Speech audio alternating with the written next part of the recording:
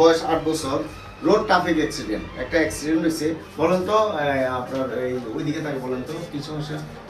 আমার ছেলে গত 2 দিন আগে অটোরিকশার সাথে ওখান থেকে পড়ে নাকে চোখে ইনজুর হয়। তখন আমি তখন ফেনী সদর হাসপাতালে ভর্তি হই। তখন ওখানে চিকিৎসা না পেয়ে আমি স্টারলাইট স্পেশাল হসপিটালে বৈকাল আসি। ওখানে আমি স্যারের পরামর্শ নিয়ে সুন্দর একটা সাজেশন পেয়েছি। এখন আমি বাচ্চাকে নিয়ে হ্যাপি আছি।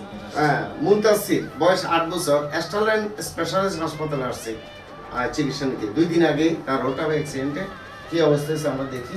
এই যে তার এখানে সিভিয়ারলি ইনজুর্ড, এখানে পেরিওরবিটাল পাফিনেস অর্থাৎ haematoma in the soft tissue, subclinical soft tissue.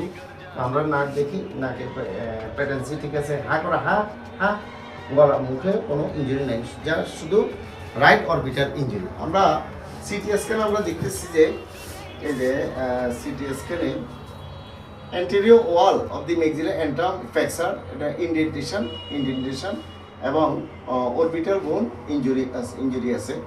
এখন এই মুনতাসির চিকিৎসা কি? আমরা যে এখানে ফ্র্যাকচার থাকলো, এগুলো আমরা যদি কনজারভেটিভ চিকিৎসা দিই, এটা ফ্র্যাকচারটা অটোমেটিক জোড়া লাগবে, এখানে কোনো অপারেশন কোনো অপশন নেই। সবচেয়ে বড় কথা তার ভীষণ ঠিক আছে, চোখে ঠিকমতো দেখে এবং নাকও ঠিক আছে, নাকও কোনো বন্ধ হয় না।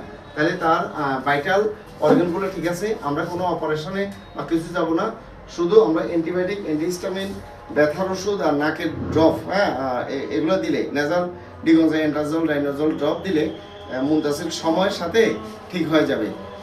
আসসালামু আলাইকুম।